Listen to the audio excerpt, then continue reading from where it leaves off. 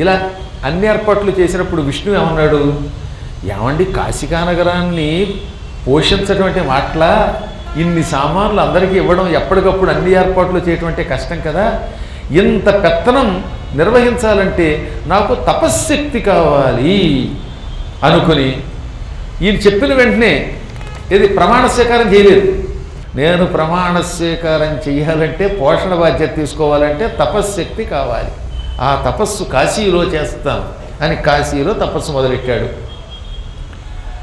తపస్సు చేసేవాడు పొద్దుటే స్నానం చెయ్యాలి. అప్పటికి గంగ ఇంకా భూమికి రాలేదు, భగీరథుడు పుట్టలేదు. భగీరథుడు లేని క్రితం గంగ భూమికి రాలేదు. కాబట్టి ఈయనకి నీళ్లు కావాల్సి వచ్చింది. వెంటనే ఏం చేశాడు ఆయన, చక్రంతో అక్కడ కాశీలో ఒక భాగాన్ని తవ్వాడు. ఆ తవ్వుతున్నప్పుడు భగవంతుడికి కూడా చెమట పట్టింది టుండోయి. ఆ చెమటని తవ్విన గోతిలో పోశాడు. ఎంత గొప్ప విషయం చూడండి. చక్రంతో ఏం చేశాడు, తవ్వాడు. తవ్వి అందులో చెమట నీరు పోశాడు. చక్రముతో తవ్వడం వల్ల దాన్ని చక్రతీర్థం అన్నారు. అందులో పడిన చెమట శ్రీమన్నారాయణుని యొక్క చెమట అమృతం వంటి రుచితో మంచి సువాసనతో అద్భుతమైన నీరుగా మారిపోయింది. అందుకని ఆయన్ని భగవంతుడు అన్నారు. మన చెమట అయితే దుర్వాసన, ఆయన చెమట కూడా అద్భుతమే. చక్రమున త్రవ్వి ఒక్క పుష్కరిణి చేసి ఖనన వేళ ప్రయాస సంజనితమైన ఘర్మజలమున పూరిల్చే కైటభారి అమ్మగా పల్వలంబు కాశ్యంతరమున. ఎంత చక్కని పద్యం అండి ఇది అనువాదం. చక్రంతో తవ్వేట, పుష్కరిని తయారు చేశాడు. ఆ చక్ర తీర్థంలో తన చెమటని నింపాడు. తవ్వటం వల్ల శ్రమ వచ్చిందిట, అలసట వల్ల వచ్చిందిట చెమట. ఆ పుట్టిన చెమట అందులో పోసాట. అదిగో అదే చక్రతీర్థము. ఇప్పటికీ మీరు మణికర్ణికా ఘట్టం దగ్గరికి వెళ్ళగానే వెంటనే కనబడుతుంది అక్కడ ఆ చక్రతీర్థం. అక్కడ శ్రీమన్నారాయణుడు, లక్ష్మీదేవి యొక్క విగ్రహాలు కూడా ఉంటాయి. ఆ చక్రతీర్థంలో ఉన్న నీళ్లలో స్నానం చేస్తూ ఆచమనానికి వాడుకుంటూ అక్కడే కూర్చుని 1008 సంవత్సరములు, 108 కాదు 1008 years తపస్సు చేశాడు ఆయన. ఆ తపస్సులకి మెచ్చుకున్నాడు శివుడు. ఆహా, ఏమి తపస్సు, ఏమి తపస్సు, ఇంతకు పూర్వం ఈ ప్రపంచంలో ఎవరూ ఇంత గొప్ప తపస్సు చేయలేదు అని ఆనందంతో అక్కడ ప్రత్యక్షమై నృత్యం చేశాడు, తల ఊపాడు. ఆ ఊపడంతో కుడి చెవికున్న దుద్దు ఊడిపోయి కింద పడిపోయింది. పూర్వం ఆడవాళ్ళు మగవాళ్ళు కూడా చెవులకు దుద్దులు పెట్టుకునేవారు. ఆ దుద్దులకి మణులు ఉండేవి. ఈ మణులు ధరించిన దుద్దుని సంస్కృతంలో మణికర్ణిక అంటారు. కర్ణిక అంటే చెవికి పెట్టుకునే దుద్దు. ఇప్పుడు ఆడవాళ్ళే మానేశారు, ఇంక మగవాళ్ళేం పెట్టుకుంటారు. ఏదో మీలాంటి పుణ్యాత్మలు ఇంకా పెట్టుకుంటున్నారు అనుకోండి. కానీ చెవులకు దుద్దులు పెట్టుకోవడం చాలా మంచిదండి. మంచి బంగారం దుద్దులు పెట్టుకుంటే ఎప్పుడన్నా డబ్బులు లేకపోతే తాకట్టు పెట్టుకోవచ్చు. దానికి కూడా ఉపయోగపడతాయి, అన్నిటికీ ఉపయోగమే. మన వాళ్ళు ఊరికే చేశారా ఇవన్నీ. చేతికి ఉంగరం పెట్టుకుని ప్రయాణం చేయన్నారు. ఎక్కడన్నా పర్సు పోగొట్టుకుంటే సెల్ ఫోన్ కూడా వదిలేసుకుపోతారు కొంతమంది. పెళ్ళాన్ని వదిలేసిపోతారు, పిల్లలు వదిలేసిపోయేవాడు ఉన్నారు. పక్కన కొడుకుని వదిలేసిపోయాడు ఈ మధ్యన ఒక ఆయన. మళ్ళీ అక్కడ కొంత దూరం అంటే నా కొడుకు అంటే ఈలోపు వాళ్ళ అమ్మ పట్టుకొచ్చింది అనుకోండి, అది వేరే విషయం. ఈ ఎన్ని రకాల క్యారెక్టర్లో మా చెడ్డ గొడవ ఇది. అందువల్ల ఏంటంటే అన్ని రకాలుగా ఉపయోగం మనకి.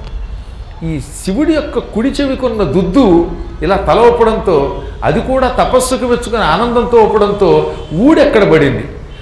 ఆ మణికర్ణిక పడింది కనుక ఆ క్షేత్రమును, ఆ రేవుని మణికర్ణిక ఘట్టం అన్నారు. అలా వచ్చింది మణికర్ణిక.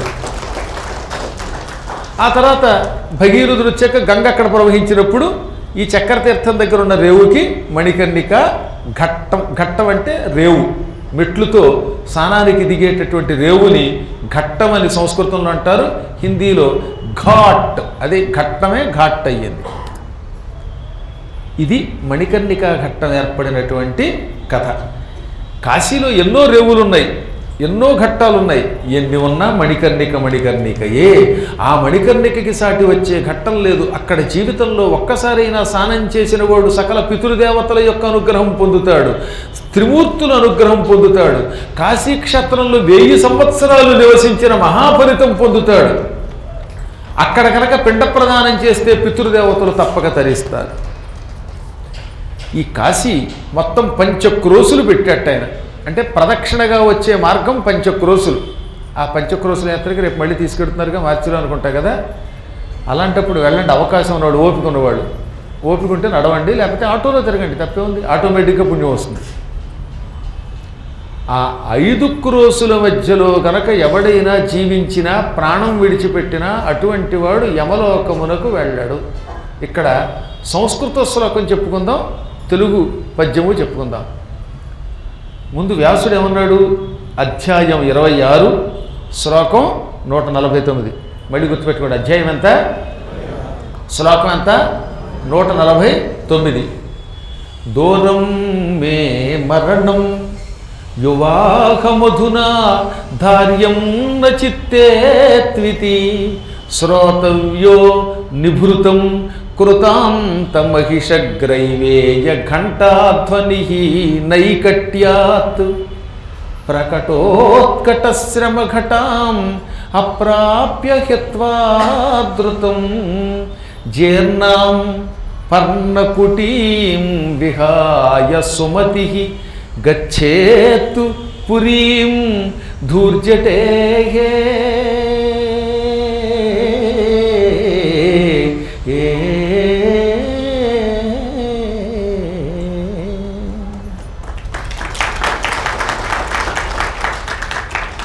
దీని అర్థం తెలుసుకుందాం. ఒకడున్నట్ట, వాడు కుర్రాడు, ఓ 20 ఏళ్ళో 25 ఏళ్ళో ఉన్నాయి. అందుకని వాడు ఏమనుకున్నాడు? నేను కుర్రాణ్ణి, అధునా అంటే ఇప్పటికీ, యువ అహం కుర్రాణ్ణి, నేను ఇప్పటికి ఇంకా నా వయసు నిండా 16 అనుకున్నట్టు. పాపం వీడు మొహం మండ, నిండా 16 అనుకునే లోపు వీడు మొహమే మండిపోయి ముసలాడు అయిపోతున్నాడు. ఆ పాట పాడినవాడు చూస్తే చచ్చిపోతాం, చెంబుండేళ్ళలో దూకి తావాలని చూస్తుంది ఆ రూపాన్ని చూస్తే. అలా అయిపోతారు కొంతకాలానికి. కాబట్టి తెలియక మూర్ఖులు ఏమనుకుంటారు? నేను కుర్రాణ్ణి, ఎప్పట్లో నాకు ముసలితనం రాదు, ముసలితనం లేదు గనక దూరం మే మరణం, నాకు మరణం రాదు, నేను ఇప్పట్లో చావను, సుఖంగా ఉంటాను అనుకుంటాట. ఓరి పిచ్చాడా, అలా అనుకోవద్దురా. నేను కుర్రాణ్ణి, నాకు ముసలితనం రాదు, నేను ఇప్పట్లో చావను అని అనుకోవద్దు. చావుకి వయస్సుకి సంబంధం లేదు. ఎంతవాడు అంతవాడు, అంతవాడు ఎవడన్నా పోతాడు. పైగా కన్ను మూసి తెరిచేలోపు వయస్సు మారిపోతుంది. కుర్రాడు అనుకున్నవాడు ముసలాడైపోతాడు. ఇప్పటికీ మా వాళ్ళు చెబుతున్నారు, సర్వీసులో జాయిన్ అయినట్టు లేదంటే రిటైర్ అయిపోయామని. ఈ పక్కన కూర్చున్నవాడిని అడగండి. ఇంకా జాయినింగ్ ఆర్డర్ పుచ్చుకున్నట్టు, సంతకం పెడుతున్నట్టు, పెళ్లి చేసుకున్నట్టు ఇవన్నీ అనుభూతులు గుర్తుకొస్తున్నాయట. తీరా నిద్దట్లో అవన్నీ గుర్తుకొచ్చి మెలుకొచ్చి చూస్తే మనసం మీద కదలలేని స్థితిలో ఉంటున్నట్ట. అందుకని ఏమన్నారు? పాత రుచులు తలచి తలచి తాత ఊగెనొయ్ కైపులో అన్నారు. పాత రుచులన్నీ గుర్తుకొస్తాయన్నమాట. ఇప్పుడు ఎవరికైనా అంతే. ఏదో నన్ను ఒక్కడిని పక్కన పెట్టేయండి, నేను ఎప్పుడు అలాగే పడుచువాడినే, కానీ పాపం వాళ్ళంతా ముడుచు కూర్చోవలసి వస్తుంది. అందువల్ల క్షణాల్లో వయస్సు మారిపోతూ ఉంటుంది, ముసిలాడైపోతాడు వాడు.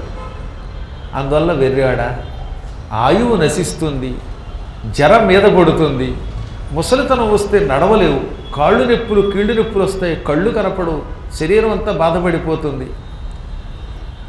అందువల్ల ఏం చేస్తావు నువ్వు? నవయవ్వనంలో ఉన్నప్పుడే ఏ క్షణంలో అయినా మరణం వస్తుంది. నా పక్కనే యమధర్మరాజు గారు ఉన్నారు. యముడు దేని మీద ఎక్కువస్తాడు? దున్నపోతు మీద ఎక్కువస్తాడు. ఆ దున్నపోతు మెడలో గంట ఉంటుంది. ఆ గంట ఠంగ్ ఠంగ్ అని మోగుతుంది. ఏది ఏమైనా యముడు పక్కన తిరుగుతూ ఉంటాడు. ఆ యముడి వాహనం దున్నపోతు మెడలో ఉన్న గంట ధ్వని పక్కనే వినబడుతోంది అనుకో. అంటే నాకు మరణం పక్కన ఉందని భావించి నేను కుర్రాణ్ణని అహంకరించక వెంటనే ఓపిక ఉన్నప్పుడు కాశీనగరానికి వెళ్ళరా అన్నారు. ఓపిక ఉన్నప్పుడు కాశీకి వెళ్ళాలి. అందువల్ల నేను కుర్రాన్ని అనుకోకు, ముసలితనం వచ్చాక పెడదాం అనుకోకు. ముసలితనం వచ్చాక పెడదామంటే ఎన్నో ఇబ్బందులు ఉంటాయి. నీ కొంపను వదిలి, నీ కొంప పాడైపోయిన గుడిసెనుకో. ఇక్కడ 2 అర్థాలు. జీర్ణాం పర్ణకుటీం విహాయ సుమతి గచ్చేత్ పురీం ధూర్జటే. బుద్ధున్నవాడు, మంచి బుద్ధున్నవాడు పాడైపోయిన శిథిలమైపోయిన గుడిసె విడిచిపెట్టి కాశీ విశ్వనాథుడి నగరానికి కాశీకి వెడతాడు. అంటే అర్థం ఏంటి? మన ఇల్లు పాడైపోయిన ఇల్లే. అన్నిటికంటే పాడైపోయిన పర్ణకుటి అంటే నీ శరీరం. నీ శరీరం చూస్తూ ఉండగానే పాడైపోయిన గుడిసె అయిపోతుంది, కూలిపోతున్న కొంప అయిపోతుంది.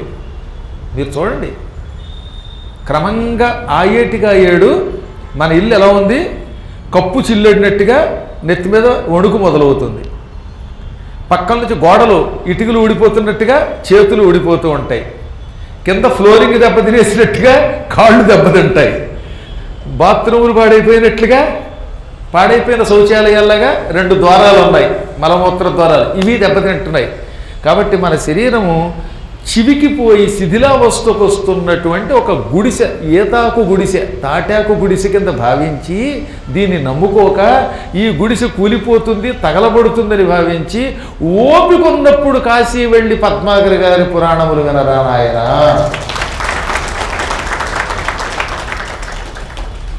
అందువల్ల ఓపిక ఉన్నప్పుడు పెడదామా, లేకపోతే తాతగారి వయసు వచ్చే కడదామా? తాతగారు ఇంకా నయ్యం, ఆయన పేరుకి తాత తప్ప అసలు ఇక్కడ ఉన్నవాళ్ళు చాలామంది తాతలు.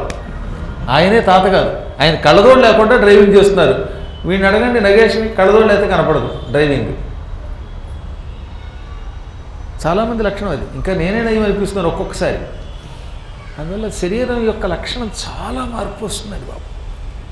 ఆ రోజుల్లో ఉన్నట్టుగా ఉండలేము. నా దగ్గరకు ఒక ఆవిడ వచ్చింది పాపం, 80 ఏళ్ళండి, ఒళ్ళు వణుకుతోంది ఏంటండి, ఎలాగండి అంటుంది. 80 ఏళ్ళు వచ్చే ఒళ్ళు వణుకుతుంది ఏంటండి అంటే ఇంక నేనేం చెప్తాను చెప్పండి.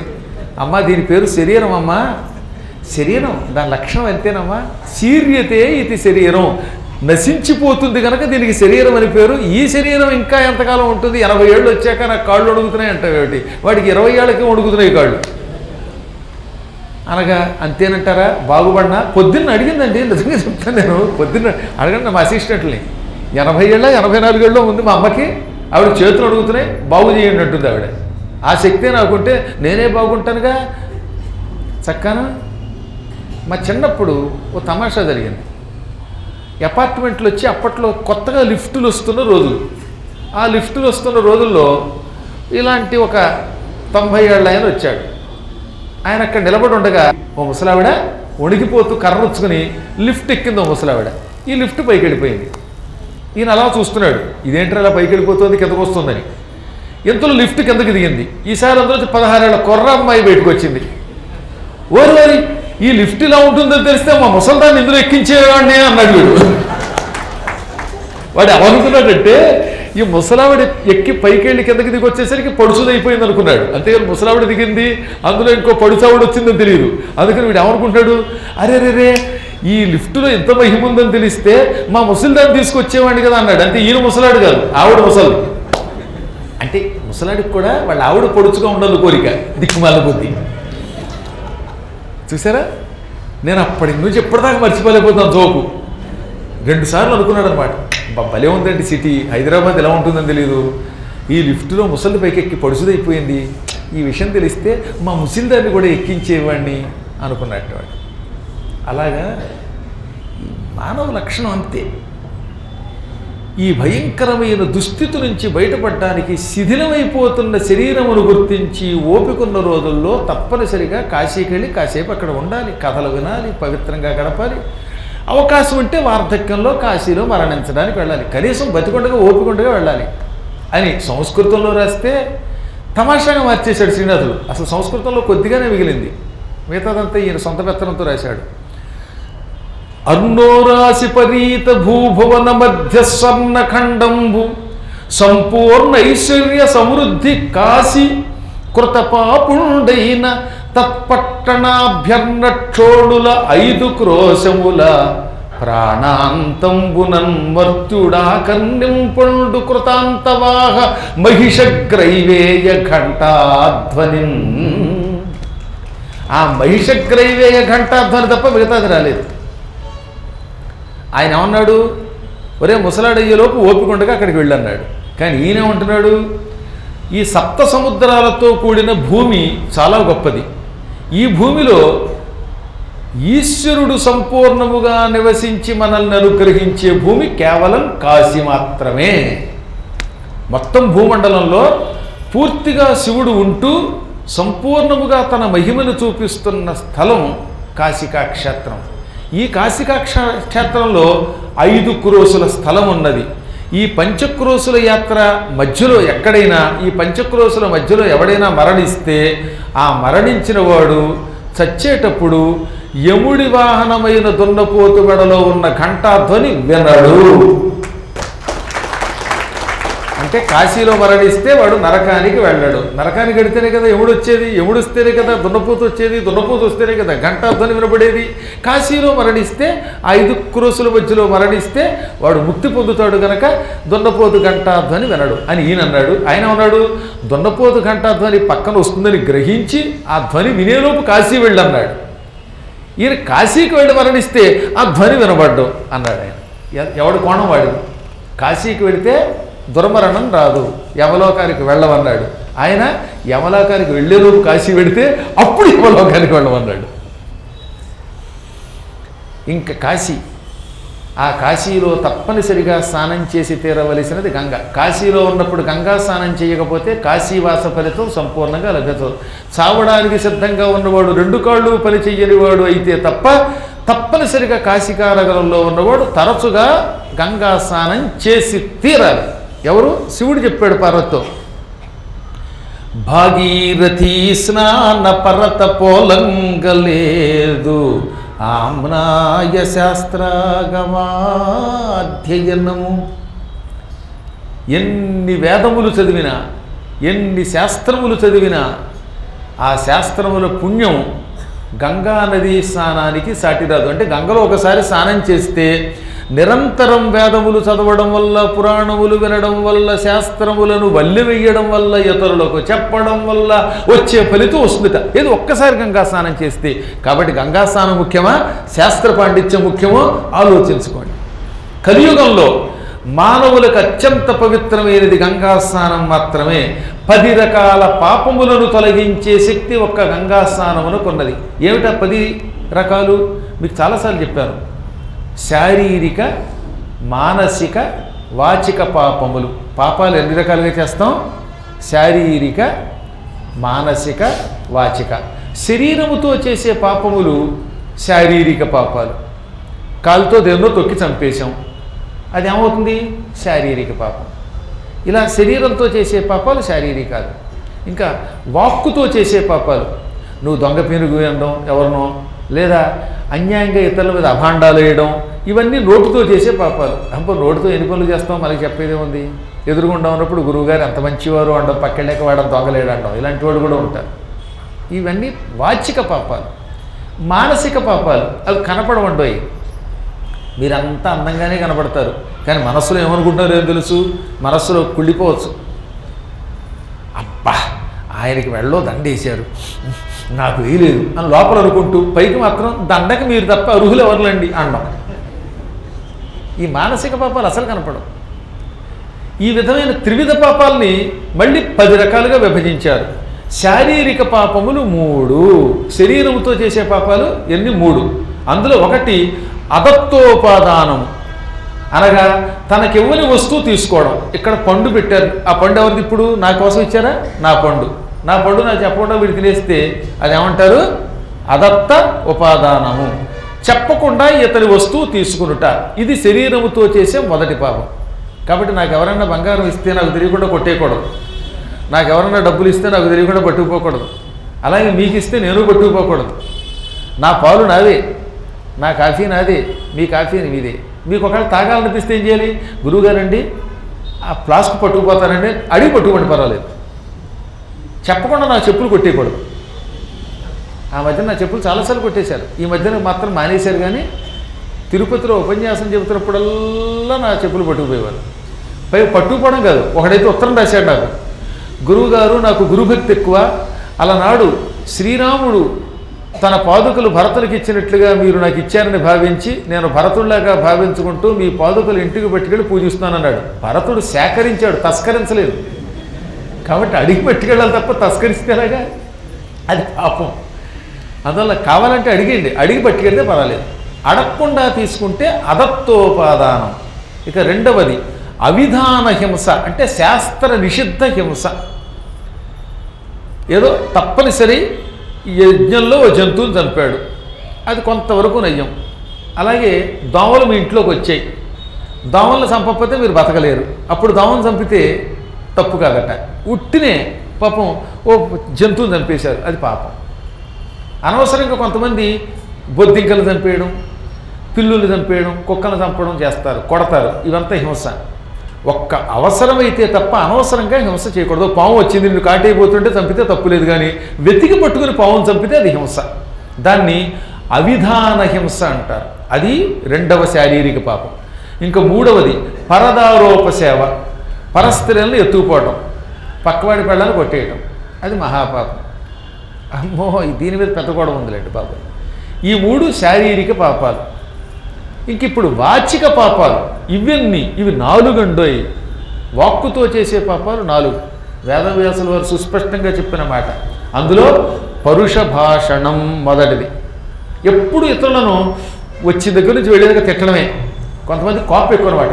పెళ్ళాన్ని తిడతాడు, కొడుకుని తిడతాడు, నీ మొహం తగలిగి అంటాడు, నన్ను ఇంట్లో బారేసామంటాడు, లేకపోతే అక్కడికి బారేసామంటాడు. ఏం చేసినా కోపమే, తిడుతూనే ఉంటాడు. లేచిన దగ్గర నుంచి రాత్రి దాకా పెళ్ళాన్ని తిట్టి, కొడుకుని తిట్టి, లేక పెళ్ళాం మొగుడిని తిట్టుతూ ఉంటే ఇది పరుషంగా మాట్లాడటం కదా. కఠినంగా మాట్లాడడం నోటితో చేసే మొదటి పాపం. ఇంటికి వెళ్ళాక రేపటి అలా చేస్తారా? చెయ్యరు. ఇంకా రెండవది అనృతం, అసత్యాలాడడం. అనవసరంగా అసత్యాలాడడం. ఇడ్లీ తిన్నావా? తినలేదండి అనడం. నేను 4 ఇడ్లీ తిన్నాడు అంత పూర్వం. ఎందుకు అబద్ధం చెప్పండి? అస్సలండి నేను ఇడ్లీ తినలేదు అనడం.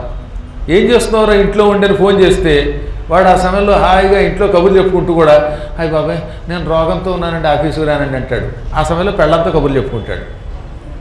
మీరు ఎప్పుడన్నా పెళ్లినాటి ప్రమాణాలను సినిమా చూడండి.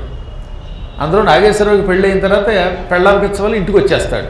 ఇంటికి రావాలంటే ఏం చేయాలి? యజమానికి జ్వరం వచ్చిందని లీవ్ లెటర్ రాశాడు. పాప యజమాని మంచివాడు. అయ్యయ్యో పాప కృష్ణారావుకి జ్వరం వచ్చిందని డాక్టర్ని తీసుకుని ఇంటికి వచ్చాడు. వీడేం చేశాడు? లీవ్ లెటర్ రాశాను కదా అని ఇంట్లో తలుపు వేసుకుని ఇక పాడుకోవడం మొదలెట్టాడనమాట. వెన్నెలలోనే వేడి ఏలనో, వేడిమిలోనే చల్లనేలనో, ఈ మాయయే మోజాబిలి, ఈ మాయయే మోజాబిలి, మొన్నటి కన్నా నిన్న వింతగా, నిన్నటి కన్నా నేడు వింతగా అని పాడుకుంటున్నాడు.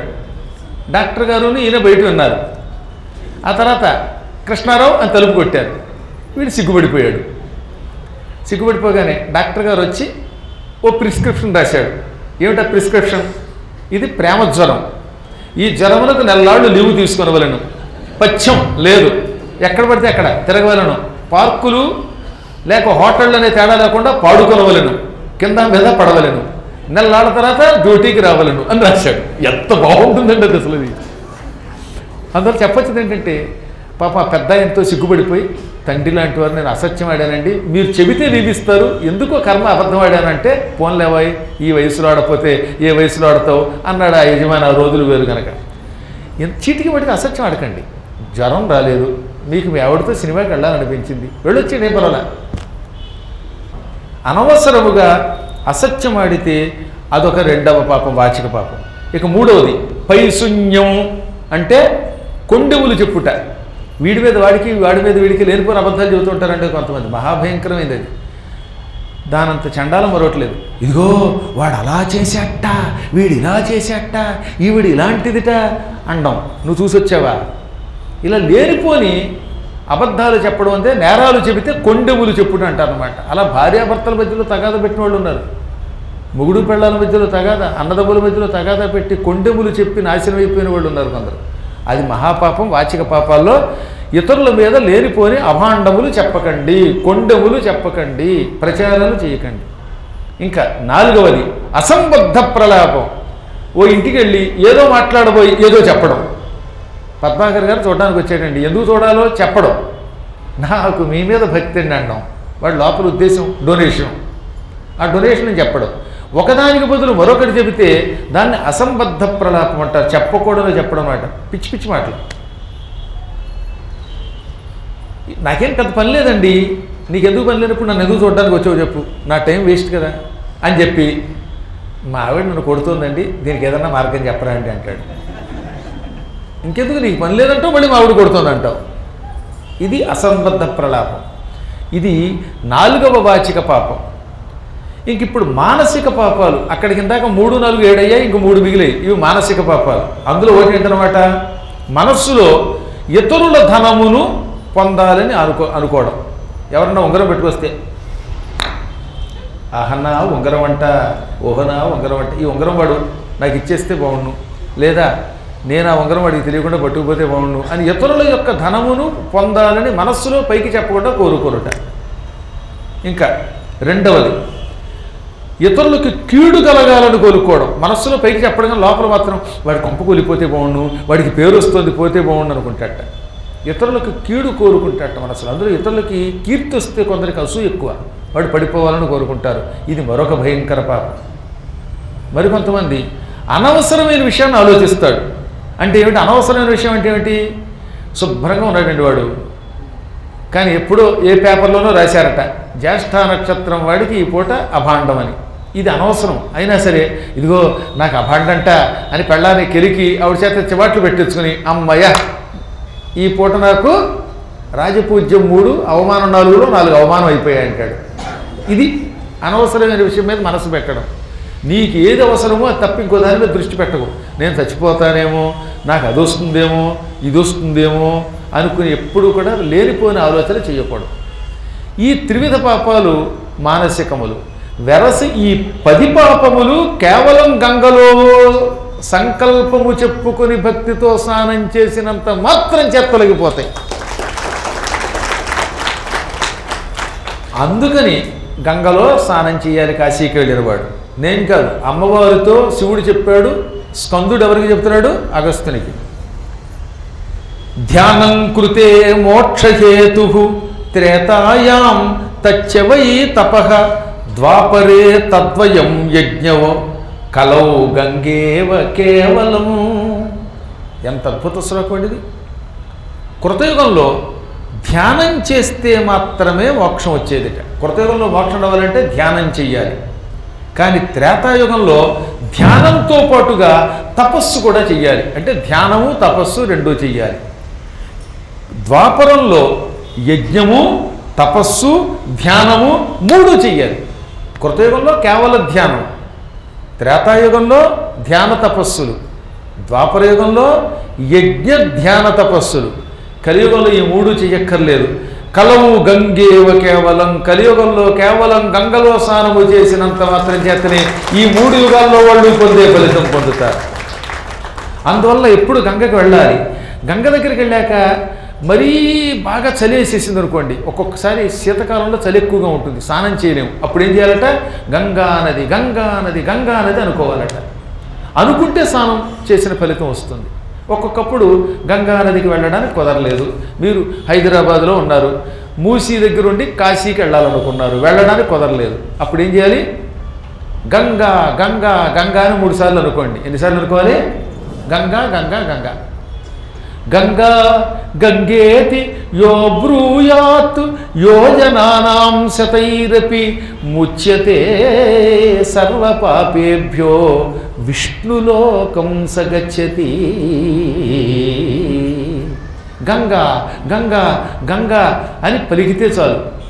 ఆ గంగా నదికి కొన్ని 100 మైళ్ళ దూరములో ఉన్నప్పటికీ నీ ఇంట్లో కూర్చుని గంగా గంగా అన్నంత మాత్రం చేతనే గంగా నదిలో స్నానం చేసిన పుణ్యం నీకు లభిస్తుంది.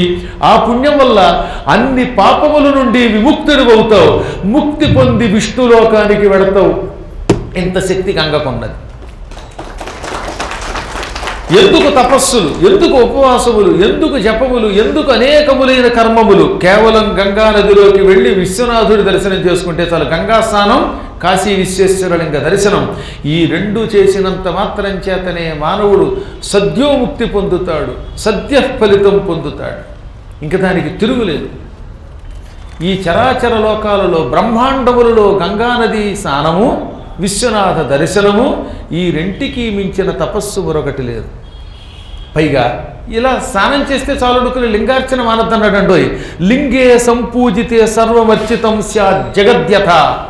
ఒక్క కాశీ విశ్వేశ్వర లింగమును పూజించిన, లేదా కాశీలో అసంఖ్యాక లింగాలు ఉన్నాయి, కేవలం విశ్వేశ్వర లింగమే అక్కర్లేదు, వీరేశ్వర, బ్రహ్మేశ్వర, ధ్రువేశ్వర, నక్షత్రేశ్వర, శుక్రేశ్వర, బృహస్పతీశ్వర, అంగారకేశ్వర, శనేశ్వరేశ్వరాది లింగములలో ఏ లింగము మీదనైనా ఇన్ని నీళ్లు పోసినా, ఒక్క పువ్వు వేసినా ఆ మాత్రములకి సమస్త లోకములలో ఉన్న దేవతలని ఏకకాలంలో పూజించిన ఫలితం పొందుతాడు వాడు. గంగానది దగ్గరికి వెళ్ళాలంటే విఘ్నాలు కలుగుతాయి. ఆ విఘ్నములు లేకుండా చేయటానికి కాలభైరవుణ్ణి తలుచుకోవాలి. అక్కడ ఇష్టం ఉన్నా లేకపోయినా నిప్పు ఎలా కాలుస్తుందో కాశీకి వెళ్ళిన వాడు ఇష్టం ఉన్నా లేకపోయినా కాశీకి వెళితే ఆ కాశీ ఫలితం తప్పక పొందుతాడు. అందువల్ల కూడా కాశీకి వెళ్ళాలి. అసలు కాశీ వెళ్ళడానికి తిథివార నక్షత్రాదులు చూడొద్దన్నాడు. వారసోల మోహన్సోల చూడొద్దన్నాడు. వల్లదు తిథివార నక్షత్ర వర్గణంబు తీర సంవాస జనులకు వారియాక్ష సంచితములైన నిఖిల దోషములు పాయు నాకవాహిని నేకాభిషేకమునను.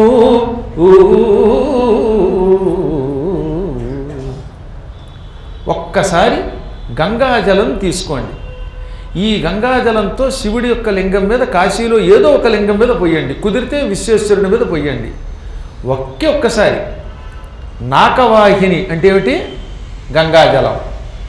దానితో ఏకాభిషేకమునను, ఒక్కసారి అభిషేకం పడి, ఏకాదశి రుద్రాభిషేకం కూడా అక్కర్లా, ఒక్కసారి శివుడికి అభిషేకం చేస్తే అటువంటి వాడికి ఎన్ని శుభములు కలుగుతాయో లెక్కలేదు. అటువంటి వాడు ఏదైనా ఓ మంచి పని చేయాలంటే తిథివార నక్షత్రాలు చూసుకోక్కర్లేదు. గంగాజలంతో అభిషేకం చేసావు కదా, కాబట్టి నువ్వు ప్రయాణానికి వెళ్ళిపో, పెళ్లి ముహూర్తం పెట్టేసుకో. అసలు కాశీ తీరంలో ఉన్నవాడికి నిత్యం పర్వదినమే, నిత్యము మోక్షకాలమే, నిత్యము పవిత్రమే. కారణం ఏక వారమైనా సరే గంగాజలంతో శివుడికి అభిషేకం చేస్తాడు కనుక. కాబట్టి కాశీ తీరంలో ఉండడం అదృష్టం, గంగాజలంతో అభిషేకం చేయటం అదృష్టం. ఇంతకంటే కావలసినది ఏమున్నది? ఉపనిషత్తులు, వేదములు చదవడానికి ఇష్టపడరట దేవతలు. అక్కడికి వస్తే కేవలం గంగను తలుచుకొని అందులో స్నానం చేసి చెంబుడు నీళ్లు కొట్టుకొచ్చి శివుడి మీద పోసి, ఆహా ఈ పుణ్యం వల్ల మాకు వచ్చే జన్మలో కాశీలో మరణించే యోగం కలిగి మేము శాశ్వతంగా ముక్తి పొందుదుముగా అనుకుంటారు. ఇంకా ఇక్కడ ఒక అద్భుతం. ఇలా కాశీకి వెళితే చాలు ముక్తి, కాశీలో గంగలో ములిగితే ముక్తి అనుకుంటున్నాం కదా అని కాశీకి వెళదామనుకున్నా వెళ్ళలేరు. ఈశ్వరానుగ్రహం లేకపోతే కాశీకి వెళ్ళాలని ఎన్ని ప్రయత్నములు చేసినా ఆ వ్యక్తి వెళ్ళలేడుగాక వెళ్ళలేడు. టిక్కెట్ చేయించుకుని బకెట్ తిన్న వాళ్ళు ఉన్నారు, టిక్కెట్ చేయించుకొని క్యాన్సిల్ చేసుకున్న వాళ్ళు ఉన్నారు. ఎంతమందిని చూడలేదండి మనం. చివరి మూమెంట్లో రారు, కానీ అదృష్టవంతుడు వస్తాడు. తీరా కాశీకి వచ్చిన తర్వాత కాశీ గంగా స్నానం చేద్దామంటే జ్వరం వస్తుంది, మూలుగుతూ ఇంట్లో పడుకుంటాడు, దర్శనానికి వెళ్ళలేడు. మానవుడు ఎవడైనా శివానుగ్రహం లేకపోతే, శివుణ్ణి భక్తితో శివా విశ్వేశ్వర నాకు కాశీ దర్శనం ఇయ్యి అని అడగకపోతే, ఆ విశ్వేశ్వరుడి కటాక్షం లేకపోతే ఎంత గింజుకున్నా వాడే కాదు వాడి ఎముకలు చితాభస్వం కూడా కాశీ చేరవు. పార్వతి ఈ విషయంలో నీకు ఒక కథ చెబుతున్నాను విను అని పార్వతికి శివుడు చెప్పాడు. ఆ కథనే లోపాముద్ర అగస్త్యులకు స్కందుడు చెప్పాడు, వ్యాసుడు పుస్తక రూపంలో ఇచ్చాడు, నేను మీకు చెబుతున్నాను. అత్యంత ప్రాచీన కాలంలో, ఒకానొక కృతయుగ కాలంలో, కాలినడకన ప్రపంచమంతా తిరుగుతున్న కాలంలో, సేతు తీరంలో అంటే రామేశ్వర ప్రాంతంలో, అప్పటికి రామేశ్వరం లేదు అందుకే దాన్ని సేతు తీరం అన్నారు. సముద్ర తీరంలో సేతువు ఉన్న చోట తర్వాతే రాముడు అక్కడ సేతువు కట్టాక రామేశ్వరం అయ్యింది. ఆ సేతుబంధ సమీపంలో ఒక అడవి, ఆ అడవిలో ఒక గ్రామం ఉన్నది. అడవుల్లో ఉండే గ్రామాన్ని పక్కణము అంటారు. కాకింత కావొత్తు అనమాట. పక్కణము అంటే అరణ్య గ్రామం. ఆ అరణ్య గ్రామంలో ఎక్కువగా బోయేవాళ్ళు ఉండేవారు, తక్కిన పౌరులు కొంచెం తక్కువ ఉండేవారు. ఆ ఊరు మొత్తానికి ఒకే ఒక్క ఆయన ఒక వర్తకుడు ఉన్నాడు, చాలా గొప్పవాడు, కోటీశ్వరుడు. ఆ రోజుల్లో 14 కోట్లకు పడగెత్తిన వాటి ఆయన. జన్మస్థలం అవటం వల్ల అందరూ నగరాలకు పోయినా ఆయన వెళ్లకుండా ఆ ఊళ్ళో ఉండిపోయాడు, పుట్టిన ఊరి మీద మమకారంతో. పూర్వం 12 గ్రాముల బంగారాన్ని ఒక ముద్ర వేసేవారు, అచ్చు వేసేవారు, గుండ్రంగా ఒక కాయిన్ కింద వేసి దాన్ని ముద్ర అనేవారు. అలాంటి ముద్రలు 12 గ్రాముల ముద్రలు 1 కోటి వచ్చాక ఆ కోటి నాణ్యాలను ఏం చేసేవారు, ఒక పెద్ద కుండలో పెట్టేవారు, గట్టి కుండలో. ఆ కుండకి గట్టిగా మూతి కట్టేవారు. ఈ కొండని దొడ్లో బాగా లోతుగా గొయ్యి తవ్వి అందులో పాతి పెట్టేవారు. ఈ కింద బంగారం ఉన్నట్టు గుర్తుండాలిగా వీడికి, అందుకని దాని మీద జంట పాములున్న ఒక పడగను పెట్టేవారు. అది కోటికి పడగెత్తుట. చాలాసార్లు మీకు చెప్పాను, అయినా మళ్ళీ చెప్తాను. కోటికి పడగెత్తడం అంటే అదనమాట. అడుగుల కోటి నాణ్యాలు ఉన్నాయి. ఇప్పటికీ కొంతమంది లంకంత ఇళ్ళున్న వాళ్ళ ఇళ్లలో అలాంటి పడగలు ఉంటే కింద తవ్వితే బంగారం దొరుకుతుంది. అలాగని కనిపించిన పడగలన్నీ తవ్వేయకండి, నేను గొడవ, అది కేసు కూడాను. ఆ రోజుల్లో అలా కోటికి పడగెత్తేవారు. అలాంటి 14 కోట్లకు పడగెత్తేటండి. ఎందుకు అలా భూమిలో దాచేవారు? ఎప్పుడైనా వ్యాపారంలో దివాళా ఎత్తితే పిల్లలు ఆ బంగారం తవ్వి తీసుకుని మళ్ళీ బాగుపడ్డానికి. అందుకే చచ్చిపోయేటప్పుడు చెప్పేవారు పిల్లలకి, అప్పటిదాకా చెప్పేవారు కాదు. కర్మకాలు చెప్పకుండా చచ్చిపోతే ఈ పిచ్చాడు ఇల్లు అమ్ముకుంటే తర్వాత వాడు దాన్ని తవ్వుతూ ఉంటే పునాదుల్లో ఇవి దొరికేవి. అదృష్టం ఎవరికి ఏం దొరుకుతుందో తెలియదు. అలాంటి ఒక వర్తకుడికి ఒకే కూతురు పుట్టింది. ఆ కూతురు చాలా ఉత్తమురాలు. ఏదో పూర్వజన్మ సుకృతం వల్ల శివభక్తి వచ్చింది దానికి. ఇది అడవి గ్రామం కదా, ఆ అడవిలో ఉన్నటువంటి వాళ్ళందరికీ పురాణం వినిపిస్తే బాగుపడతారు, హరికథలు చెప్పిస్తే బాగుపడతారు అని భావించి తండ్రి తన ఖర్చుతో ఆ ఊళ్ళోనే ఓ శివాలయం కట్టించి ఆ శివాలయంలో తరచుగా ఇలాంటి కాశీఖండం పురాణాలు, ఆ రోజుల్లో కాశీఖండం మహిమలు అప్పుడు ఉండేవి, ఈ పురాణాలు చాలా ఉండేవి అప్పుడు కూడా, శివమహిమలు. అప్పటి కథలు వేరు, ఇప్పుడు కథలు వేరు. లేదా హరికథలు చెప్పించేవాడు. ఎక్కడెక్కడి వాళ్ళు వచ్చేవారు. ఈయనే భోజనం పెట్టి బోళ్ళు డబ్బులు ఇస్తూ ఉంటే అడవిలోకి నడతారుగా, డబ్బు ఇస్తూ ఉంటే చేదా, అందుకని ఎక్కడెక్కడి వాళ్ళు వచ్చేవారట. మంచి భోజనం పెట్టి మకాం ఇచ్చి సత్కారం చేస్తే అడవిలో అయినా పారాయణ చేస్తాం.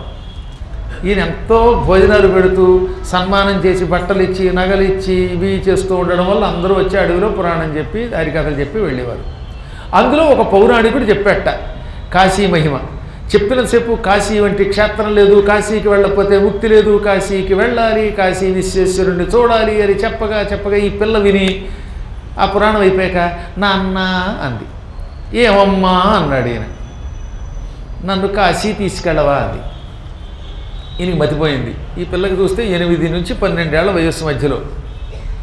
పైగా ఆ రోజుల్లో ఎక్కడి రామేశ్వరం ఎక్కడి కాశీ, ఈ చివరది ఈ చివరిది, పోనీ దగ్గర అది కాదు. అందుకని లేదమ్మా ఇప్పుడు కాశీ వెళ్ళలేమన్నట్ట. వినాలి తప్ప వెళ్ళలేము అనగానే లేదు నాన్న, ఎంత బాగా చెప్పారో పౌరాణికుల వారు. కాశీఖండంలో ఆయన పద్యాలు పాడుతూ ఉంటే ఎంత బాగుందో, దిక్కుమాలలో కొంతమంది పద్యం చదువుతుంటే వినబుద్ధి లేదు, కొందరు పాడితే వినబుద్ధి వేస్తుంది అని బాగా పొగిడేసి నన్ను కాశీ తీసుకెళ్ళాడు. ఈయన తప్పించుకోవడానికి ఏమన్నాడు, కాశీ మొగుడితో వెళ్ళాలి, పెళ్ళయ్యాక మీ ఆయన తీసుకెడతాడు, మీ ఆయన్ని అడుగు అన్నట్ట, కేవలం తప్పించుకోవడానికి. ఈవిడేందైతే అయితే పెళ్లి చేసేయి అంది. పెళ్ళి అంటే ఏమిటో తెలియదు, కానీ కాశీకి వెళ్ళడానికి చేసేయి పెళ్ళి అంది. మా చిన్నప్పుడు మా తమ్ముడు ఉండేవాడు, మా రత్నాకర్, పెళ్లిలో బూర్లు పెడితే ఓహో పెళ్లి చేసుకుంటే బూర్లు వస్తాయి, అందుకని నాకు పెళ్లి చేసేయని వాడు మా అమ్మని. కేవలం బూర్లు అనుకున్నాడు. తర్వాత పెళ్ళయ్యాక బొగ్గలే బూర్లు అవుతాయని తర్వాత తెలిసింది. బూర్ల కోసం పెళ్లి చేసుకుంటే బొగ్గలు బూర్లు అవుతాయి. చిన్నప్పుడు అలా ఉంటుందని మనకేం తెలుస్తుంది? మీకు తెలుస్తుంది, మనకేందుకు, నాకేం తెలుసు అని నేను అనాలి. మళ్ళీ మీరు బాధపడకుండా. సరే ఈయన ఏమన్నాడంటే పెళ్లి చేస్తాలే టైం వస్తుంది అన్నాడు. ఆవిడ గొడవ చేయగా ఆ రోజుల్లో చిన్నప్పుడే పెళ్లి చేసేవారు. అందువల్ల ఓ 16 ఏళ్ల కుర్రాన్ని చూసి వీడికి బాల్య వివాహం చేశాడు. పెళ్ళి ఎందుకు చేసుకుంది ఆవిడ? కాశీ కోసం.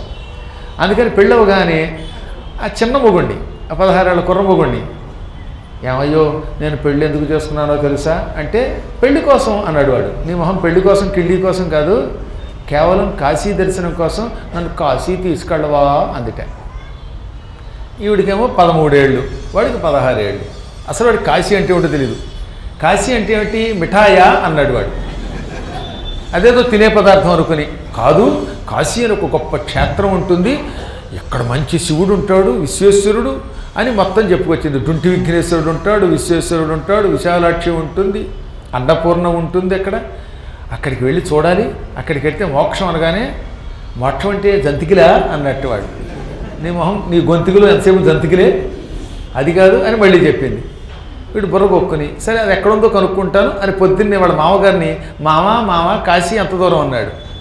ఒరే మా అమ్మాయి ఈ పిచ్చి నీకు కూడా అంటించిందా అని ఆయన జరిగింది చెప్పి, కాశీ చాలా దూరం రా బాబు, కొన్ని వేల మైళ్ళు ఉంది, మనకి నడిచి వెళ్ళాలంటే కష్టం అన్నట్ట. ఇది విజయవాడ నుంచి 1728 కిలోమీటర్లు ఉంది, ఇక్కడ నుంచి 1700 మైళ్ళు కిలోమీటర్లు. ఈ సికింద్రాబాద్ స్టేషన్ నుంచి ఇంత దానా పుచ్చుకొని దానాపూర్ ఎక్స్ప్రెస్ ఎడితే ఆ దానా తింటూ మర్నాటికి ఎడతాం. పొద్దున్న 9ంటికి ఎక్కితే మర్నాడు మధ్యాహ్నం 2ంటికి ఎడతాం కాశీ, ఇది రైల్లో. అటువంటిది నడిచి ఎప్పటికి ఎడతారు, అందులో ఎక్కడ రామేశ్వరం, అందుకని చాలా దూరం అన్నట్ట.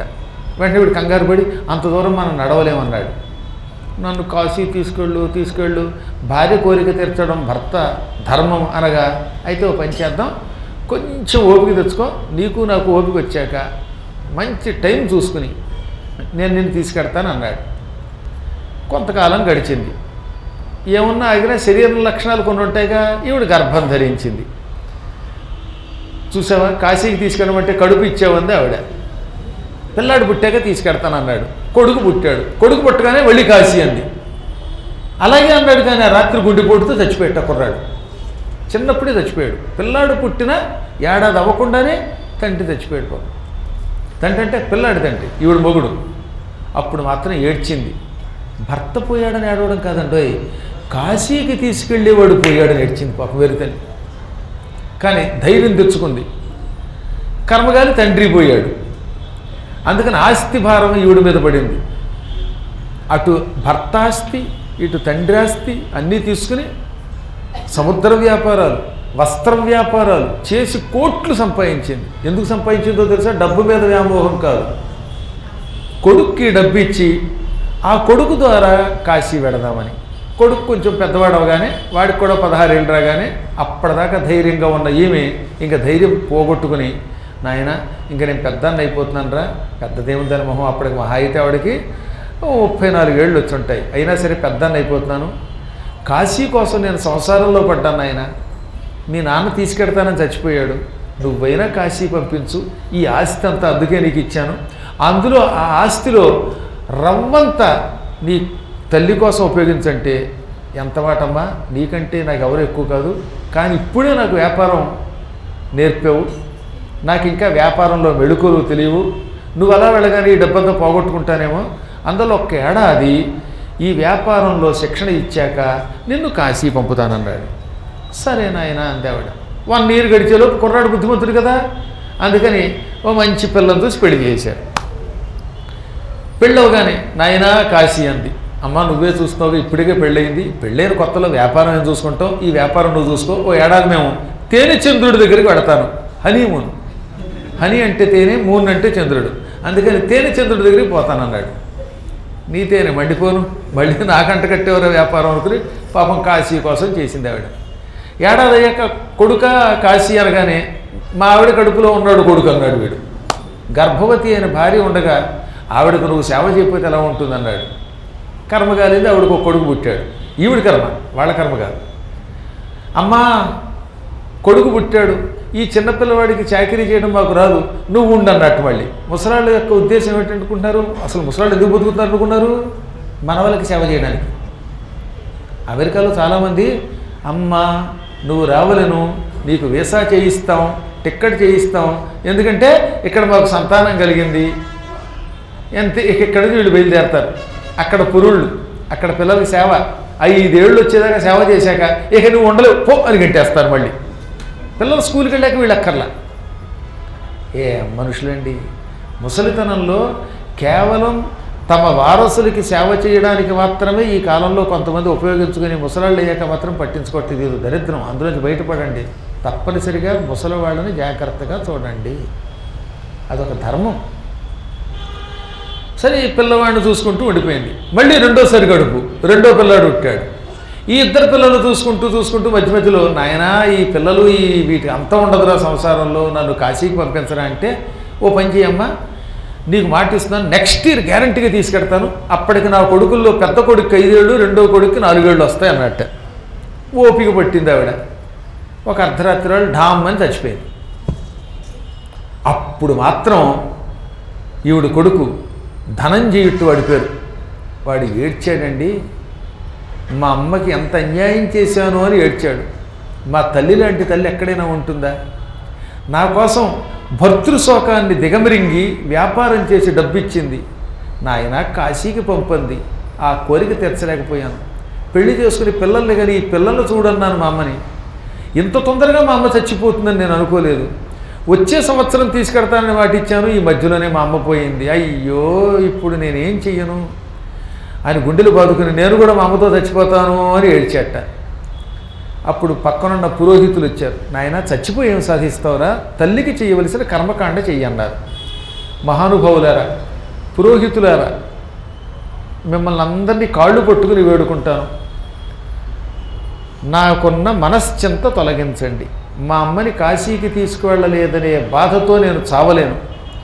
అమ్మ చచ్చింది, చచ్చిపోయిన తర్వాత కాశీకి తీసుకెళ్ళలేను. కానీ ఆవిడికి కాశీకి వెళ్ళిన ఫలితం దక్కాలంటే ఏం చెయ్యాలి అని అడిగితే వాళ్ళు శాస్త్ర గ్రంథములు తిరగేసి, నాయన తల్లి చచ్చిపోయిన వెంటనే మొదటి మాసికం కాగానే అస్థికలు చితాభస్మం తీసుకుని సంవత్సరం లోపు గనక కాశీ గంగలో కలపగలిగితే అస్థికల్ని, ఆవిడకి కాశీయాత్ర ఫలితం సంపూర్ణంగా వస్తుంది అన్నారు. ఈ మధ్యన ఎవడో చెప్పట 11 రోజుల్లో కలపడట. అసలు 11 రోజుల్లో పూర్వకాలంలో మానవమత్తుడు ఎవడన్నా కలపగలడా? ఇప్పుడంటే ఫ్లైట్ వచ్చింది. అసలు మైలు మధ్యలో ఊరు వదలచ్చా? వదలకూడదు. అసలు 11 రోజుల్లోకి వెళ్ళడం తప్పండి, తెలియట్లేదు. కానీ ఈ మైలుతో ఫ్లైట్ ఎక్కి వెళ్ళకూడదు. ఈ పురాణములు రాసిన కాలంలో ఎవరైనా 11 రోజుల్లోపు కాశీ వెళ్ళగలరా? ఒకసారి ఆలోచించండి. కొంచెం we have to use our mind. హమ్కో దిమాగ్కో काम में సఫలత యోగ్యత పానే కే లియే కర్నా హై కామ్. బుర్ర ఉపయోగించవలను తెలుగులో. ఆ రోజుల్లో మొదటి మాసికం అయ్యాక ఈ చితాభస్మాన్ని ఎముకల్ని మూటగట్టి కాలినడకని తీసుకెళ్ళేవారు. 2 నెలలకో 3 నెలలకో నడకను బట్టి వాడు ఓపికను బట్టి లేక 5-6 నెలలకో వెళ్ళేవారు, కాశీ గంగలో కలిపేవారు. అంతేగాని 11 రోజుల్లోపు అసంభవం అది. అటువంటివి నమ్మకండి. పైగా చితాభస్మాన్ని విడిగా తీయకూడదట, దాన్ని పక్కన పెట్టకూడదట. ఎవడో కల్పించాడు? గరుడ పురాణంలో అలా లేదు. కాబట్టి గరుడ పురాణం ఉందా ఇక్కడ? గరుడ పురాణం కొరుక్కులు చూడండి, అందులో ప్రేతకాండం చదవండి. అన్ని పుస్తకాలు పక్కన పెట్టండి, నేను వాళ్ళకి అందజేయండి. వాళ్ళు చెప్పిన మాట అది. అందుకని ఈయన ఏం చేశాడు? తల్లికి దహనం చేయించాడు. శ్మశానంలో కాస్త బూడిద, కొన్ని ఎముకలు తీసుకున్నాడు. వాటిని శుభ్రంగా ఎముకల్ని పాలతో కడిగాడు, శుద్ధి చేశాడు. ఒక బంగార పెట్టెలో పెట్టాడు. ఏది? ఈ ఎముకలు. బూడిదను కూడా మూట కట్టాడు, అది కూడా బంగార పెట్టెలో పెట్టాడు. ఈ పెట్టి తోలు సంచిలో పెట్టాడు. తోలు సంచి రాగి పెట్టెలో పెట్టాడు. మళ్ళీ ఆ మూట తిత్తిలో నదిమి అన్నాడు. అంటే మళ్ళీ దాన్ని ఏం చేశాడు అన్నాడు? తోలు తిత్తిలో పెట్టాడు. ఆ తర్వాత దాన్ని ఏం చేశాట? ఒక రాగి పెట్టెలో పెట్టాట. జతనముగా రాగి పెట్టెలో సంగ్రహించి. ఇంత కష్టపడ్డాడు అమ్మని కాశీకి తీసుకెళ్ళలేదని. ఎముకలు, బూడిద మూటగట్టి బంగారం పెట్టెలో పెట్టాడు. దాన్ని తోలు పెట్టెలో పెట్టాడు. ఈ తోలు సంచి రాగి పెట్టెలో పెట్టాడు. దానికి తాళం తగిలించాడు. తాళానికి సీలు కూడా వేశాట. ఇది గొప్ప విషయం. ఎందుకని? సీలు వేయకపోతే మన్నది ముద్ర పెట్టి అని ఎందుకన్నారంటే, ఒకవేళ సీలు వేయకపోతే తాళం తీసేసి అందులోంచి బయటికి ఎవరన్నా తీస్తారేమోనని ముద్ర కూడా పెట్టాడు. ఆ తాళాలట ఎవడన్నా ఎత్తుకుపోతాడేమోనని అరుత తాళం నుంచి మెళ్ళో కట్టుకున్నట్టు తాళం చెవి. ఈ తాళం చెవి మెళ్ళో ఎందుకు కట్టుకున్నాడు? ఎవడన్నా ఈ పెట్టి తాళం తీస్తాడేమో అనుమానంతోనని ఆ తాళం మెళ్ళో తగిలించుకున్నట్ట. ఇన్ని చేశాక చెయ్యవలసిన దానాలు ధర్మములు చేసి 11 రోజులు కార్యక్రమం అయిపోయాక మొదటి మాసికం అయ్యాక యాత్రకి, గంగా యాత్రకి బయలుదేరాడు. ఒంటరిగా వెళ్ళలేడు కదా అంత దూరం. పైగా దారిలో అన్నం వండుకోవడానికి బియ్యం, ఉప్పు, పప్పులు మొయ్యాలి. ఇవి కాక ఈ పెట్టి తీసుకెళ్ళాలి. అందుకని ఒక అడవిలో బోయవాడు ఉన్నాడు. ఆ బోయవాడిని పిలిచి వాళ్ళ ఆవిడికి నచ్చ చెప్పి, మీ ఆయనకి రోజు పెట్టి మోసినందుకు ఒక్కొక్క రోజుకు ఒక్కొక్క బంగారు కాశీ ఇస్తాను. నేను కాశీ పెడుతున్నాను, అది ఎన్ని రోజులైతే అన్ని బంగారు కాసులు ఇస్తాను. ఉదాహరణకు 3 నెలలు పట్టింది అనుకుందాం నడక్కి, 90 రోజులకి 90 కాసులు ఇస్తాను. 120 రోజులు పెడితే 120 కాసులు ఇస్తాను. ఒకవేళ ముందెళ్ళిపోయినా ఎక్కువ ఇస్తాను తప్ప తక్కువ ఇవ్వను. ఈ పెట్టి మాత్రం మొయ్యాలి అనగానే బోయవాడు ఆనందపడ్డాడు. రాగి డబ్బులు ఇచ్చే రోజుల్లో బంగారపు కాసు ఇస్తున్నాడు, ఇదేం కేసుడు అనుకున్నాడు.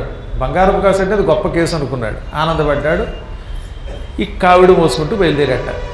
కావిడిలో పప్పులు ఉప్పులు చింతపండులు ఒక దాంట్లో, మిగతా దాంట్లో బట్టలు, ఆ బట్టలు ఉన్న దాంట్లోనే ఈ పెట్టి, ఇవన్నీ పెట్టి వాడి చేత మోయించుకుంటూ ఈయన బయలుదేరి దారి పొడుగుతా కొన్ని చోట్ల వంట చేసుకుంటూ కొన్ని చోట్ల సత్రాల్లో తింటూ నియమనిష్టలతోటి నానాయాత్రపడి దాదాపు 2-3 నెలల మధ్యకాలం ప్రయాణం చేసి ఇంకా చివరికి ఒక్కరోజు గడుస్తుందనగా కాశీ వస్తుందన్న చోట ఆగాడు. ఇంకో రోజు నడిస్తే కాశీలోకి అడుగు పెడతాడు. అంటే కాశీ శివార్లు. ఆ శివార్లలో ఒక వాణె వణిజుని ఇంట్లో, ఈ వైశ్య వంశంలో వాణె అనేవాళ్ళు ఒకడు ఉన్నారు. ఆ వంశం దగ్గర ఆగాడు. వాళ్ళు చాలా గొప్పవాళ్ళు. వాళ్ళు సత్రం కట్టించారు. ఆ సత్రం దగ్గర ఆగాడు. ఆగి ఒక రూమ్ ఇమ్మంటే తప్పనిసరిగానండి మా వైశ్యులం ఎంతోమందికి అన్నదానాలు చేశాం, మీకెందుకు ఇవ్వమన్నారు వాళ్ళు. ఆ సత్రంలో అప్పటికి 3 కోట్ల మందికి అన్నదానం చేశారటండి. దాన్ని బట్టి ఆ రోజుల్లో ఎంత గొప్పవాళ్ళు ఆలోచించారు. అప్పటికి ఇప్పటికి అలాంటి మహాత్ములు వైశ్యుల్లో ఉన్నారు. అసలు వైశ్యులు లేకపోతే వాడు భూమండలంలో 300 మంది సత్రాలు లేవు, గుడులు లేవు. అసలు మహారాజులకు కూడా కప్పం కట్టి పోషించింది వాళ్లే. అందుకని ఒకసారి నేను పురాణంలో వైద్యో నారాయణో హరి కాదు వైశ్యో నారాయణో హరి విష్ణు స్వరూపులు వాళ్ళు అన్నాను. అంటే నేను ఉత్తుత్రే పొగడను, అనవసరంగా పొగట్ల, ఉన్నది ఉన్నట్టు చెబుతున్నాం. అంత దాన ధర్మాలు చేశారు, అన్ని సత్రాలు కట్టించారు, అన్ని అపూర్వమైన కార్యక్రమాలు చేశారు. ఇప్పటికీ అలా ఉన్నారు. ఇప్పుడు గుంటూరులో పోలిశెట్టి హరిప్రసాద్ గారు 18 పురాణాలు నా చేత చెప్పిస్తున్న పుణ్యాత్ముడు, ఎంత దానం అండి అయింది. చెన్నైలో మా శివప్రసాద్ గారు ఉన్నారు. శివప్రసాద్ గారు లేకపోతే మన పీఠంలో అసలు ధర్మేశ్వరలింగం, సత్యధర్మేశ్వరలింగం ఆయన ఇచ్చింది. అంత పెద్ద లింగాన్ని పంపించిన పుణ్యాత్ముడు ఆయన. ఎంత సేవ చేశారు. ఇలా ఒకళ్ళిద్దరు కాదు, అంటే ఒకళ్ళిద్దరు పేర్లు గుర్తొచ్చినవి చెబుతున్నాను. ఇప్పటికీ చేస్తున్నారు, అప్పుడు చేశారు, చేస్తున్నారు. అటువంటి సత్రంలో ఒక గది తీసుకున్నట్టు ఈయనకి స్వయంగా వండుకునే ఒక లక్షణం ఉన్నది. అందుకని గిన్నెలు తీసుకుని వంట సామాగ్రి చూడరా అన్నట్టు పోయేవాడిని. చూస్తే అందులో పప్పులు లేవు, ఉప్పు లేవు, చింతపండు లేదు, అయిపోయాయి, తినేసాడు దారిలో. అందులో ఈయన ముద్ద తింటే వాడు 2 ముద్దలు తినేవాడు. మరి ఓ పని చేయరా, ఈ రూమును చూస్తూ ఉండు, ఈ పెట్లు చూస్తూ ఉండు. వాడిని నమ్మేశాడు ఈయన. ఎందుకని 2-3 నెలలుగా నడుస్తున్నాడు కదా, అందుకని బాగా నమ్మేసి ఈ సామాను కాపలా కాస్తూ ఉండు, నేను బజారుకి వెళ్ళి పప్పులు ఉప్పులు తెస్తాను, రాగానే వంట చేస్తాను, నేను తిని నీకు పెడతాను, రేపు పొద్దున్నే కాశీ పెడదాం అనగానే అలాగే అయ్యారు అన్నాడు. ఆ తర్వాత ఈయన సామానుకి వెళ్ళాడు. సామాను మోసుకుని ఇంటికి వచ్చేసరికి మధ్యాహ్నం అయిపోయింది. రాగానే రూముకి వచ్చి ఆయాసం తట్టుకోలేక అన్నట్ట. శ్రీనాథుడు రాశాడంటే ఒక అందమైన పద్యం. అంగడి నుండి బియ్యము పదార్థములు కొని వచ్చి దప్పిమై అంగముదూల ఉఫ్ఫనుచు నల్లన్న కోమటి శెట్టి మందిర ప్రాంగణ సీమ వేదిపై పందిరి నీడను విశ్రమించి పిల్చెంగటము ప్రసేవమును చెచ్చర తెమ్మని బంటు మ్లేచ్చునిన్.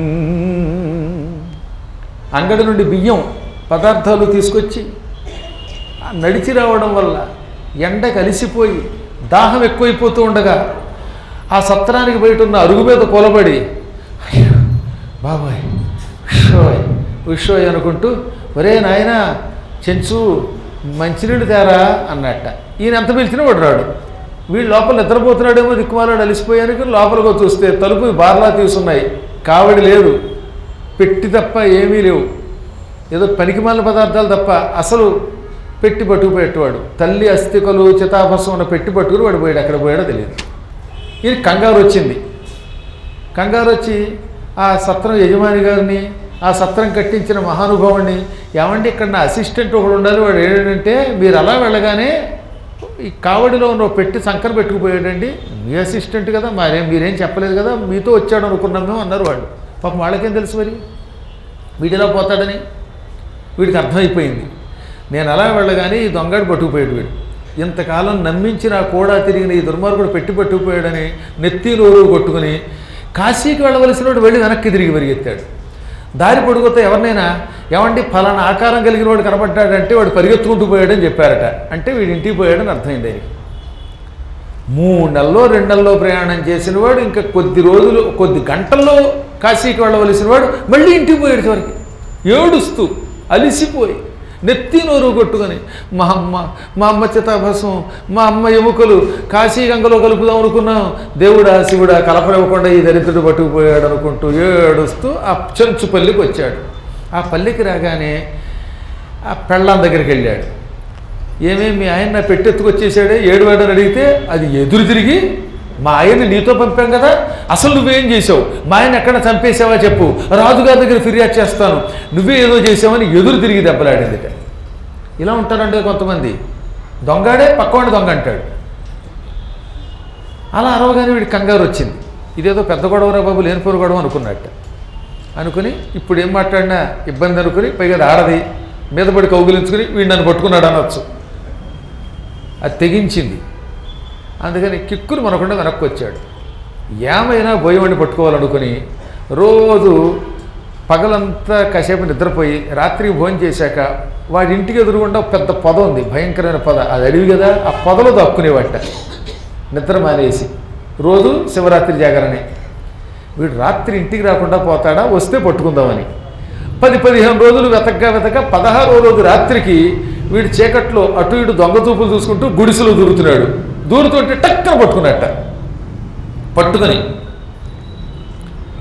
ఒరే నాయన నీకు పుణ్యం ఉంటుందిరా, మా అమ్మ చితాభస్వం నా పెట్టేదిరా అన్నట్ట. అంటే వాడు వణికిపోయాడు. ఇంతలో లోపల నుంచి పెళ్ళాం కూడా వచ్చింది, అది తెల్లబోయింది. ఈయన ఏం చేశాడో తెలుసా, ఇప్పుడు వీళ్ళు తిడితే అసలుకే మోసం వస్తుంది. అందుకని చెంచునింటికి పోయి చెంచతకు ప్రియము చెప్పి నమ్మించి తల మీద చెయ్యి వెట్టి వెర్రకుమని తన్ముఖంబున నెరుకురే నిగాంచి అతని తోట సఖ్యంబు చేసి. ముందు దానికి నచ్చ చెప్పాడు. అమ్మా, నేను మీ మీద కేసు పెట్టడానికో మిమ్మల్ని శిక్షించడానికో రాలేదు, నన్ను నమ్ము, మీకు ఉపకారం చేయడానికి వచ్చాను అని దానికి ముందు నచ్చ చెప్పాడు. వీడు ఇంకా నమ్మట్లేదు. అందుకని నెత్తి మీద ఒట్టు పెట్టాడు. నా నెత్తి మీద ఒట్టు, నీ నెత్తి మీద ఒట్టు, నేను చచ్చినంత ఒట్టు, ఒరే నేను నిన్ను జైలుకి పంపనరా అని వాడికి నమ్మకం చెప్పాడు. మొత్తం మీద వాడితో స్నేహం చేశాడు. అప్పుడు అడిగాడు, నాయన నువ్వు దొంగతనం చేసినందుకు నాకు కోపం లేదు, నాకు కావలసిందల్లా ఆ పెట్టి చితాభస్మం, అది నాకు ఇస్తే నీకు ఇస్తానన్న ధనమునకు రెట్టింపిస్తాను. ఏ ఆస్తి అయినా మా అమ్మ అస్థికలకి సాటి రాదు, ఆస్తి అస్థికలకు సాటి రాదు అనగా, అయ్యగారండి నేను చాలా పొరపాటు చేశానండి, మీతో వస్తున్నప్పుడు నాకు ఒక అనుమానం వచ్చింది, ఒక పెట్టికి ఎంత విలువ ఎందుకు ఇస్తారు, రాగి పెట్టిన తోలుపెట్టులో పెట్టడం, తోలుపెట్టిన బంగారు పెట్టులో పెట్టడం, ఇవన్నీ చూడగానే ఇందులో ఏవో నవరత్నాలు కోట్లు ఖరీదు చేసే సంపద ఏదో ఉందనుకున్నాను నేను. ఏ వజ్రాలో ఒక్కోటి కొన్ని కోట్లు ఖరీదు చేసే ఉన్నాయేమో అనుకున్నాను. అందుకే మీరు ఎక్కడికి వెళ్ళినా ఈ కావడిని చాలా జాగ్రత్తగా చూస్తున్నారనిపించింది. క్రమంగా నాకు ఆశ పెరిగింది. అందుకే చివరి అవకాశం రాగానే మీరు సామానికి వెళ్ళగానే నన్ను పూర్తిగా నమ్మారని గ్రహించి మీరు వెళ్ళగానే పెట్టెత్తుకుపోయాను. అడవిలో కొంత దూరం వచ్చాను. వచ్చి ఆ సీలు విడగొట్టి తాళం పగలగొట్టి చూస్తే పెట్టిలో పెట్టి కనపడ్డాయి. ఆ పెట్టిలో చూస్తే బూడిద ఎముకలు కనపడ్డాయి. అమ్మ బాబా ఇదేదో చేతబడిని భయవేసి పారేశాను. ఇదేదో చేతబడి అనుకుని అడిగిపోయి పెట్టి మాత్రం బంగారం పెట్టి పట్టుకుపోయి ఎముకలు అడవిలో పారేశాను, చితాభస్వం జల్లేశాను అన్నట్ట. సరే అక్కడికి తీసుకెళ్ళు వెతుక్కుని ఒక్క ఎముక దొరికినా ఎంత బూడిద దొరికినా గంగలో కలుపుతానన్నాడు. మళ్ళీ ఇద్దరు ఎంత కష్టపడి వచ్చారట. ఆ అడవిలో తెగ తిరిగారండి. వెతికిన చోటే వెతికారు, తిరిగిన చోటే తిరిగారు. కానీ ఎలా ఎమ్ముకలు చల్లినట్టి చోటరుగడయ్యే దైవవశమున ఆ బెల్ల తస్కరుండు దిగ్భ్రమం వెత్తి అందంద తిరుగుచుండే కానలోపల అచ్చోటు కానలేక. ఎముకలు ఎక్కడ చల్లాడో కనపడలేదట.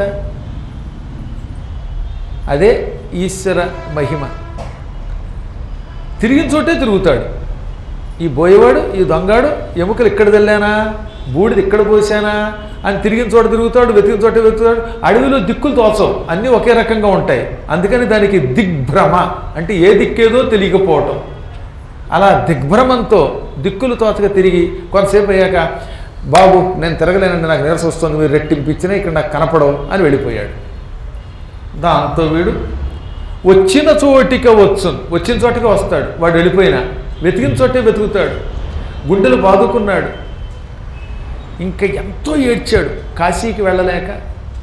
అలాగని కాశీ దాకా వచ్చాం కనుక వెనక్కి వెళ్ళలేక అతి కష్టం మీద కాశీకి వెళ్ళి గంగలో స్నానం చేసి కనిపించిన వాడు కల్లా మా అమ్మ ఎముకలు పోయాయి, మా అమ్మ బూడిద పోయింది, నేను బూడిదైపోయాను అని గుండెలు బాదుకుని ఇంటికి వెళ్ళాడు. సంపూర్ణంగా మానసికమైన ఆనందం పొందలేకపోయాడు. విన్నావా అగస్త్య మహర్షి, ఇది కాశీ మహిమ. ఎంత గింజుకున్నా ఈశ్వరానుగ్రహం లేకపోతే చచ్చిన తర్వాత చితాభస్మము ఎముకలు కూడా కాశీకి వెళ్ళం. ఈ కథంతా విన్న లోపాముద్రకి అగస్త్యునికి జాలి కలిగింది.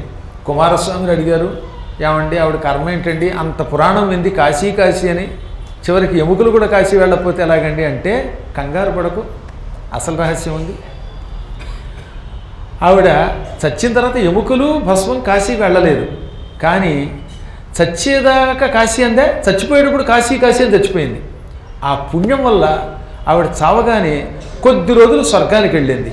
ఆ స్వర్గం నుంచి తిరిగి మళ్ళీ భూలోకంలో కాశీరాజు గారి కొడుక్కి భార్యగా పుట్టింది కండోయ్. కాశీరాజు గారు ఒక ఆయన ఉన్నారు, ఆయనకు ఒక కొడుకు పుట్టాడు. ఆ సమయంలో విదర్భరాజు గారు ఒక ఆయన ఉన్నాడు, విదర్భరాజు గారి కూతురిగా పుట్టింది.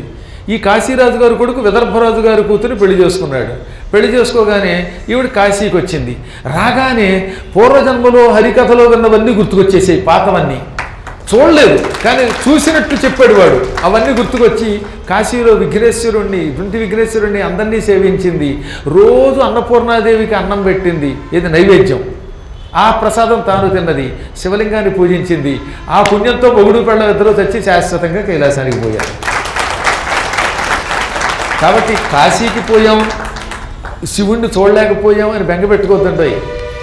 ఆ జన్మలో ఎలా ఉన్నా తర్వాత జన్మలో అయినా భగవంతుడు కాశీ కాశీ కాశీ కాశీ అనుకున్న వాడికి కాశీ మరణ యోగం ఇచ్చి తీరుతాడు కనుక మీరు రోజు ఇంటికి వెళ్ళగానే ఏం చేయాలి? ఇంటికి వెళ్ళగానే ఏం చేస్తారు? కాశీ కాశీ కాశీ అనుకోండి, అంతేగాని ఇంకేమనుకోద్దు. తద్వారా కాశీ యోగం వస్తుంది. రేపు మీకు ఒక మహాయోగం పట్టబోతున్నది. కాశీలో ఉండాలనే కోరిక, లేక ఏదో ఒక జన్మలో కాశీలో మరణించాలనే కోరిక, కాశీ విశ్వేశ్వర అనుగ్రహం పొందాలనే కోరిక ఉన్నాడు, చేయొద్దండి. అందరూ ఎత్తేసారు, సగం సగం ఎత్తకండి, పూర్తిగా ఎత్తండి. ఎత్తి నాకుంది కోరిక. అలా ఉన్నవాళ్ళు కాశీలో దండపాణి అనుగ్రహం పొందాలి. ఆ దండపాణి అష్టకం రేపు మీకు వినిపిస్తాను. రేపు రాగానే కనపడాలి, ప్రారంభంలోనే వస్తుంది. ప్రారంభంలో రాకుండా 10 నిమిషాలు లేటుగా వస్తే ఈ అష్టకం వినే యోగం ఉండదు. దీని మహిమ, ఈ అద్భుతమైన కథ విని తీరాలి. ఇంకా మనకు మిగిలిందంతా కేవలం ఈ దండపాణి కథ వస్తుంది. దివోదాస్ కథ కూడా రేపే వచ్చేస్తాయి. కాబట్టి రేపు అందరూ తప్పనిసరిగా వస్తారని భావిస్తున్నాం. రోజులాగే కార్యక్రమం హారతి చేసుకో. స్వస్తి ప్రజాభ్య పరిపాలయంతాం న్యాయ్యేన మార్గేణ మహీషా గోబ్రాహ్మణేభ్య శుభమస్తు. లోకా సమస్తా సుఖినో భవంతు.